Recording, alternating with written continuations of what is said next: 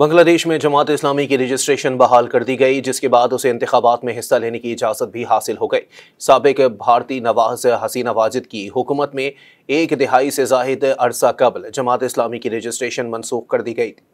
फ्रांसीसी खबर रसां इदारे AFP की रिपोर्ट के मुताबिक बांग्लादेश की सुप्रीम कोर्ट ने जमात इस्लामी की रजिस्ट्रेशन की मनसूखी को कलअदम करार दे दिया, जिससे अब वो इलेक्शन कमीशन में बाज़ाब्ता तौर पर एक सियासी जमात के तौर पर दर्ज हो सकेगी। इलेक्शन कमीशन के वकील तौहीदुल इस्लाम ने AFP को बताया कि इलेक्शन कमीशन को हिदायत की गई है कि वो इस जमात की रजिस्ट्रेशन से मुताल्लिक मामलात को कानून के मुताबिक निपटाएं।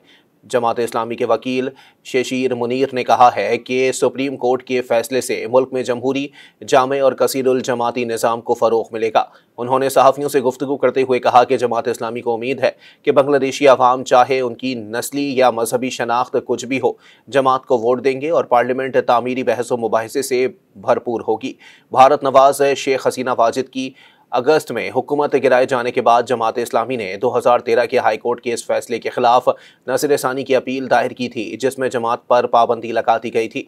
इतवार को यह फैसला ऐसे वक्त में सामने आया है जब सुप्रीम कोर्ट ने 27 मई को जमात इस्लामी के एक अहम रहनुमा ATM अजहरुल इस्लाम के खिलाफ सज़ा को कलअदम करार दे दिया।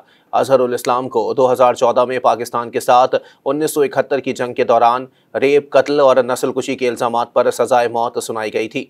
जमात इस्लामी ने इस जंग में पाकिस्तान की हिमायत की थी। अजहरुल इस्लाम शेख हसीना वाजिद के वालिद शेख मुजीबुर रहमान के सियासी मुखालिफ थे।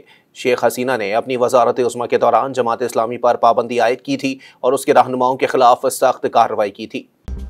मज़ीद न्यूज़ अपडेट्स और डिजिटल स्टोरीज के लिए सब्सक्राइब करें डॉन न्यूज़ पाकिस्तान।